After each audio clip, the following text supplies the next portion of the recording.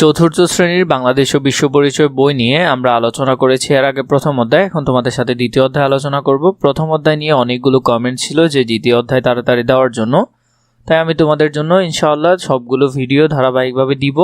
তোমরা শুধু কমেন্ট করলে হবে যে কোনগুলো লাগবে কোনটার পরে।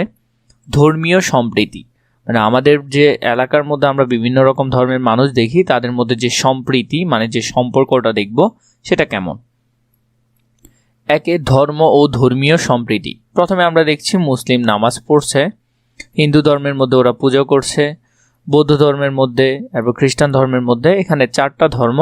এই ছবিগুলো আমাদেরকে এখানে বলেছে, ছবিগুলো পর্যবেক্ষণ করে অভিজ্ঞতার আলোকে কোন ছবি কোন ধর্মের তার নিচের স্থানগুলোতে লিখি। তাহলে আমরা তো জানি এটা মুসলিম, এটা হিন্দু, এটা বৌদ্ধ, এটা খ্রিস্টান। আমরা এই উত্তরগুলো যদি দেখি তাহলে এখানের মধ্যে দেখো এই উত্তরগুলো, প্রথম ছবি হলো ইসলাম ধর্ম, পরের ছবি হলো হিন্দু ধর্ম, এর পরের ছবি বৌদ্ধ ধর্ম, এর পরের ছবি খ্রিস্টান ধর্ম। তাহলে এই 4টা ছবিতে 4টা তোমরা লিখে ফেলতে পারবে এখানে।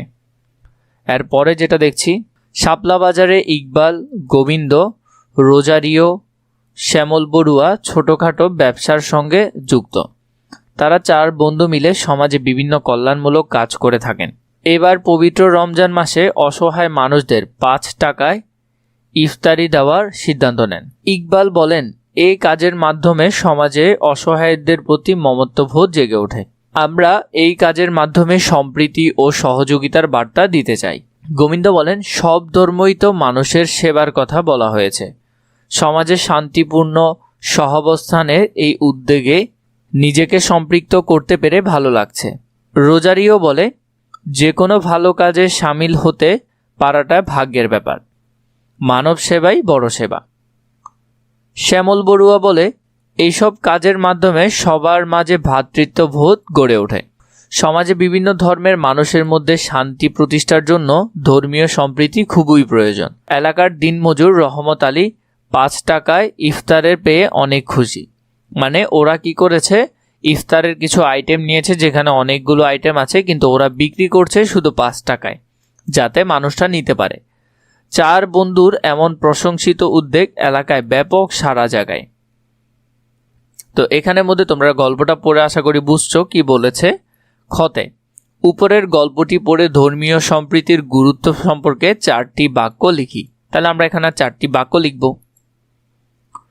ধর্মীয় সম্প্রীতি মানুষের মধ্যে পারস্পরিক ভালোবাসা ও সহযোগিতা সৃষ্টি করে। ধর্মীয় সম্প্রীতির মাধ্যমে সমাজে শান্তি শৃঙ্খলা বজায় থাকে। বিভিন্ন ধর্মের মানুষ একসঙ্গে মিলেমিশে বসবাস করতে পারে। ধর্মীয় সম্প্রীতি সামাজিক উন্নয়ন ও ঐক্য গড়ে তোলে। এরপরে যদি আমরা দেখি, ঘতে আমাদেরকে বলেছেন নিচের বাক্যগুলো পড়ি, একমত হলে পাশে টিক চিহ্ন দেই এবং একমত না হলে আমার মতামত লিখি। এখানে আমাদেরকে এটার একমত হলে টিক দিতে বলেছে, আর একমত না হলে এখানে আমাদেরকে মতামত লিখতে বলেছে। 1 নাম্বার, ধর্মীয় সম্প্রীতির মাধ্যমে পারস্পরিক সুসম্পর্ক গড়ে ওঠে। তাহলে এটা হলো সঠিক। ধর্ম নিয়ে বাড়াবাড়ি সমাজে বিশৃঙ্খলা সৃষ্টি করে না, এটা কিন্তু ভুল। আমার মতামত হবে বিশৃঙ্খলা সৃষ্টি করে। তাহলে আমরা যদি দেখি এই বিষয়টাতে আমরা কি নই, একমত নই। এখানে আমার মতামত হলো যে কি, সেটা করে না। 3 নম্বরে, ধর্ম বর্ণ নির্বিশেষে সকলের সহযোগিতায় সমাজের উন্নয়ন হয়, এটা সঠিক। 4 নম্বরে, ধর্মীয় সম্প্রীতির মধ্যে দিয়ে সহযোগিতার মনোভাব তৈরি হয়, এটাও সঠিক, এটাও সঠিক। 5 নম্বরে, সমাজে শান্তিপূর্ণ পরিবেশ গড়ে তুলতে ধর্মীয় সম্প্রীতির গুরুত্ব নয়। তাহলে এটা ভুল, এখানে আমি একমত নই, আমি এখানে সেটা লিখে দিব, একমত নই সেটা লিখে দিব। এরপরে যদি দেখি, সমাজে বিভিন্ন ধর্মের মানুষ মিলেমিশে বসবাস করে। কেউ আমাদের প্রতিবেশী, কেউ বা সহপাঠী ও বন্ধুবান্ধব। বিভিন্ন কাজের মাধ্যমে সকলের সাথে ধর্মীয় সম্প্রীতি গড়ে ওঠে। ধর্মীয় সম্প্রীতি গড়ে তোলার জন্য রিদিশা, তিশা, রূপা, আরিফা, আকাশ, কুসুম, রোহান, ইহান ও এন্থনি নিম্নলিখিত কাজগুলো করে থাকে। আমরা একে অন্যের সহযোগিতা করি। রিদিশা ও তিশা সামাজিক অনুষ্ঠানে অন্যদের আমন্ত্রণ জানায়, এটা হলো রূপা। আমি সকল ধর্মের প্রতি শ্রদ্ধা প্রদর্শন করি, আরিশা। আমি বিপদে আপদে সাহায্য করি, এটি হলো আকাশ। এরপর হলো আমি কারো ধর্মীয় অনুষ্ঠান নিয়ে বিদ্রূপ করি না, এটি হলো কুসুম। আমি সমাজে বিভিন্ন অনুষ্ঠানে অংশগ্রহণ করি, এটি হলো রোহান। আমি সকলের সাথে মিলেমিশে থাকি, এটি হলো ইহান। আমি সব সময় প্রতিবেশীর খোঁজখবর নেই, এটি হলো অ্যান্থনি। ঘ নম্বরে উপরের বিবৃতিগুলো পড়ে ধর্মীয় সম্প্রীতি রক্ষায় আমি কি করব তার তালিকা তৈরি করি। এখানের মধ্যে ধর্মীয় সম্প্রীতি রক্ষায় আমি যা করব, এরপর এখানে প্রথমে আছে সকল ধর্মের প্রতি শ্রদ্ধা পোষণ করব, বাকিগুলো আমরা লিখব। এখানে ধর্ম নিয়ে বিদ্বেষমূলক কথা বলবো না, সমাজে অনুষ্ঠানে সক্রিয়ভাবে অংশ নেব, সকলের সঙ্গে মিলেমিশে থাকবো, এইগুলা এখান থেকে মনে রাখবে। বিভিন্ন ধর্মীয় উৎসব ও সম্প্রীতিমূলক আচরণ। প্রথম ছবি যেমন ঈদ পালন করছে, পরের ছবি পূজা পালন করছে, বুদ্ধ পূর্ণিমা, এরপরে এখানে হলো ক্রিসমাস। তো এগুলা নিয়ে এখানের মধ্যে আমরা ছবিগুলো যদি দেখি, উপরের ছবিগুলো দেখি এবং ধর্মীয় উৎসবের নাম লিখি, তাহলে ধর্মীয় উৎসবের আমরা এখানে নামগুলো লিখব। প্রথমে হলো ঈদ উল ফিতর, দুর্গাপূজা, বৌদ্ধ পূর্ণিমা, বড়দিন বা ক্রিসমাস। তাহলে এখানের মধ্যে এই যেগুলো আছে এই চারটা তোমরা এখানে চারটা জায়গায় লিখবে সুন্দর করে। প্রথমে হিলাল ও বেলাল দুই বন্ধু, আজ তাদের প্রধান ধর্মীয় উৎসব ঈদ উল ফিতর। ঈদের দিন খুশির দিন, তারা ঈদগাহে ঈদের নামাজ আদায় করে, আত্মীয় স্বজন বন্ধু বান্ধব সকলের সাথে শুভেচ্ছা বিনিময় করে, খাওয়া দাওয়া করে তারা দল বেঁধে আনন্দে ঘুরে বেড়ায়। ঈদ উল ফিতরের মতো ঈদ উল আজহাও তারা আনন্দে মেতে ওঠে। তাহলে এটা হলো মুসলিম নিয়ে লেখা। এরপরে 2 নম্বরে তারুণ্য আর বন্যা দুই ভাই বোন, তাদের প্রধান ধর্মীয় উৎসব দুর্গাপূজা। তারা মা বাবার সাথে মন্দিরে পূজা করে, সবার সাথে শুভেচ্ছা বিনিময় করে। এই সময় প্রসাদ হিসেবে বিভিন্ন রকমের মিষ্টি, ফল ও নাড়ু খায়। প্রতিবেশী ছেলে মেয়েদের সাথে নানান ধরনের খেলা ও আনন্দ করে। এছাড়া লক্ষ্মী পূজা, সরস্বতী পূজাতে তারা নানা আয়োজনে মেতে ওঠে। তো এখান থেকে 2 নম্বরটা দেখবে। 3 নম্বরে শ্যামল ও সুবোধ সহপাঠী। বৌদ্ধ পূর্ণিমা তাদের প্রধান ধর্মীয় উৎসব। গৌতম বুদ্ধের জন্মদিন উপলক্ষে বৈশাখ মাসের পূর্ণিমা তিথিতে উদযাপিত এই বৌদ্ধ পূর্ণিমা। তারা প্যাগোডায় বুদ্ধের বন্দনা করে। এই দিনে প্রদীপ জ্বালিয়ে ও ফুলের মালা দিয়ে প্যাগোডা সাজিয়ে তোলে। বৌদ্ধবিহার মেলায় তারা আনন্দে ঘুরে বেড়ায়। এছাড়া মধু পূর্ণিমা, প্রবারণা পূর্ণিমা বৌদ্ধদের অন্যান্য ধর্মের উৎসব। তো এখান থেকে তোমরা যে বিষয়গুলো মনে রাখবে, এই যে নামগুলো আছে নামগুলো কিন্তু তোমরা ভালো করে মনে রাখবে। এখানের মধ্যে যেমন এছাড়া আরও কিছু পূজা আছে, এখানে এগুলো তোমরা সুন্দর করে তোমাদের বইয়ের মধ্যে আন্ডারলাইন করবে, এখান থেকে প্রশ্ন আসবে পরীক্ষায়। এই বিষয়গুলো সুন্দর করে মনে রাখবে। এরপরে 4 নম্বরে সিনথিয়া আর অ্যান্থনি দুই প্রতিবেশী, তার প্রাথমিক বিদ্যালয়ে 4র্থ শ্রেণীর শিক্ষার্থী। 25শে ডিসেম্বর বড়দিন তাদের প্রধান ধর্মীয় উৎসব। খ্রিস্টানের সবচেয়ে বড় ধর্মীয় উৎসব হলো কি? বড়দিন। এটা হলো কখন? 25শে ডিসেম্বর। খ্রিস্টান ধর্মে প্রবর্তক যীশু খ্রিস্ট এই দিনে জন্মগ্রহণ করেন, মানে ঈসা আলাইহিসসালাম। মুসলিমদের বড়দিন উপলক্ষে ফুল, নানা রঙের বেলুন, রঙিন কাগজ আর জারি দিয়ে গির্জা সাজাতে তারা সহায়তা করে। বড়দিনের অনুষ্ঠানে একে অপরকে বিভিন্ন উপহার দেয়, কার্ড বিতরণ করে। বড়দিনে ক্রিসমাস ট্রি আলোকসজ্জায় সজ্জিত হয়।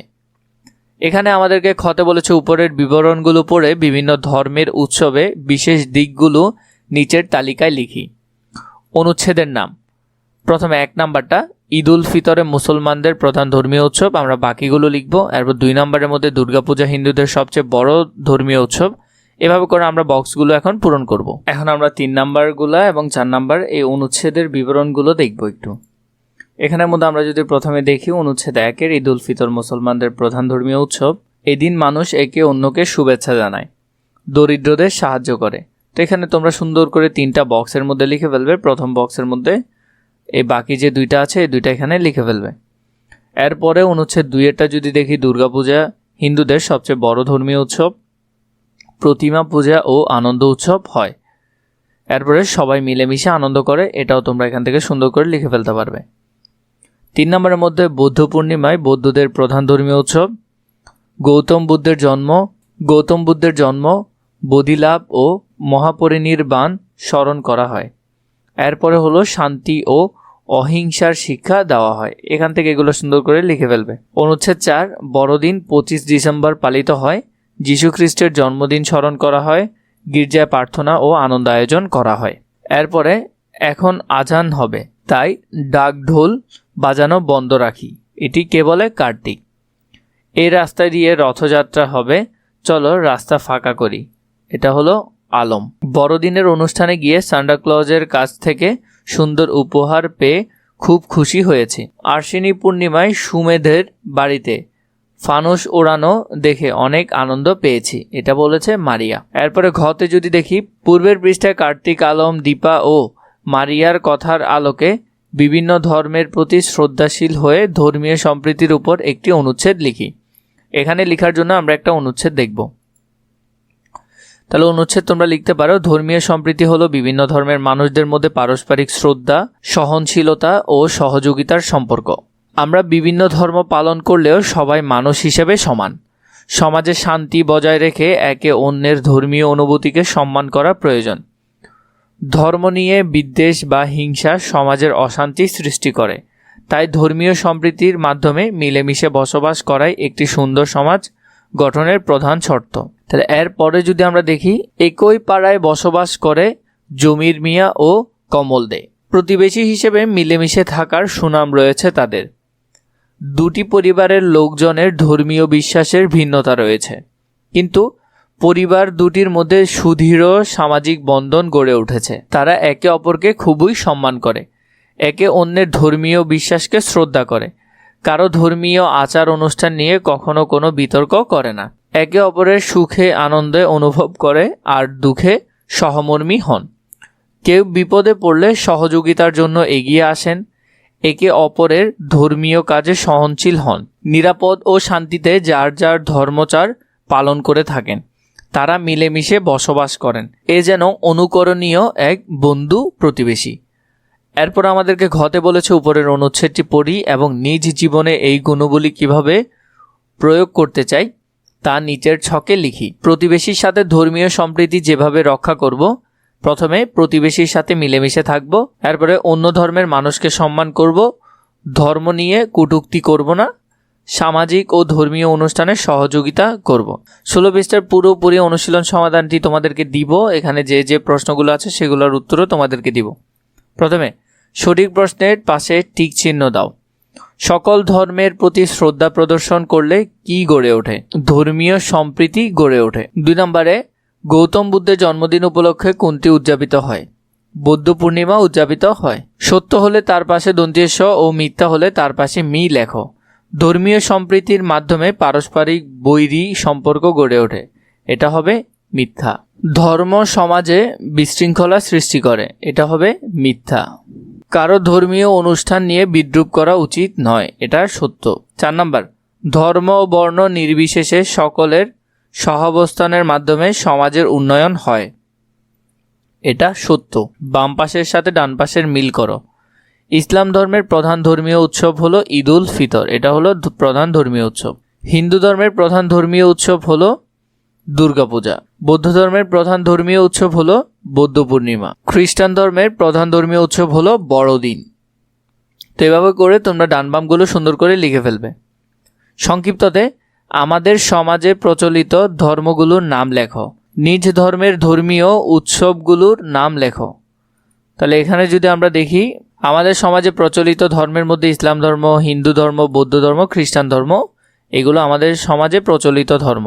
নিজ ধর্মের ধর্মীয় উৎসবগুলোর নাম লেখো।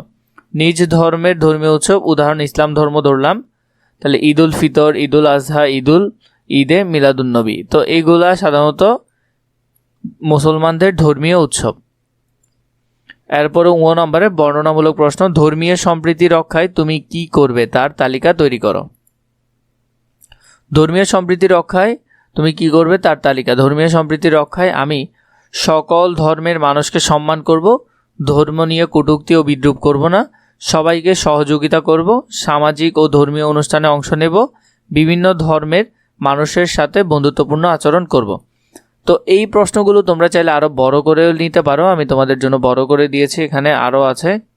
যেমন এইভাবে করে তোমরা বড় করেও আনসারগুলো নিতে পারো। এটাও আমি তোমাদেরকে একটু পর দেখাবো, আগে ছোটগুলো দেখে নাও। 2 নম্বর, ভিন্ন ধর্মের প্রতিবেশীর সাথে তুমি কি ধরনের আচরণ করবে তা বর্ণনা করো। ভিন্ন ধর্মের প্রতিবেশীর সাথে আমি সৌহার্দ্যপূর্ণ ও সম্মানজনক আচরণ করব, তাদের ধর্মীয় বিশ্বাসকে শ্রদ্ধা করব এবং কোনো কটূক্তি করব না। প্রয়োজনে তাদের সাহায্য করব এবং সামাজিক কাজে একসাথে অংশ নেব, এতে পারস্পরিক ভালোবাসা ও শান্তি বজায় থাকবে। তো এটা আনসারটা ছোট, তোমাদেরকে বড়টা দিব একটু পরে, আগে এটা একটু বুঝে নাও, দেখে নাও। 3 নম্বরে, তুমি কেন ধর্মীয় সম্প্রীতি রক্ষা করবে তা ব্যাখ্যা করো। আমি ধর্মীয় সম্প্রীতি রক্ষা করব কারণ এতে সমাজ শক্তি ও শৃঙ্খলা বজায় থাকে। আমি ধর্মীয় সম্প্রীতি রক্ষা করব কারণ এতে সমাজে শান্তি ও শৃঙ্খলা বজায় থাকে। ধর্মীয় সম্প্রীতির মাধ্যমে মানুষ একে অন্যের সম্মান করতে শেখে। এটি সমাজের ঐক্য ও সহযোগিতা বৃদ্ধি করে এবং সকলের জন্য একটি সুন্দর বসবাসযোগ্য পরিবেশ তৈরি করে। এরপরে 4 নম্বরে যদি দেখো, তোমার ধর্মের একটি প্রধান উৎসব কিভাবে উদযাপন করা হয় তা লেখো। উদাহরণে ঈদ উল ফিতর ধরা হলো। ঈদ উল ফিতর ইসলাম ধর্মের একটি প্রধান উৎসব। এই দিন সকালে নামাজ আদায় করা হয়। মানুষ নতুন পোশাক পরে একে অন্যের শুভেচ্ছা জানায়। গরিব ও অসহায়দের সাহায্য করা হয়। আত্মীয় স্বজন ও প্রতিবেশীদের সাথে আনন্দ ভাগ করে নেওয়া হয়। তো এরপরে সেম প্রশ্নগুলোর উত্তর আবার আমি এখানে বড় করে দিয়েছি যাতে তোমাদের জন্য সুবিধা হয়, তোমরা যাতে পরীক্ষা লিখতে পারো। যেমন 2 নম্বরটা দেখো, এটাও বড় করে দিয়েছি। 3 নম্বরে, 4 নম্বরে এই প্রশ্নগুলো আমি তোমাদের জন্য বড় করে লিখে দেওয়ার চেষ্টা করেছি। তোমরা এখান থেকে চাইলে দেখে নিতে পারবে। আবার প্রতিটা প্রশ্ন ডাবল করে দেওয়া আছে।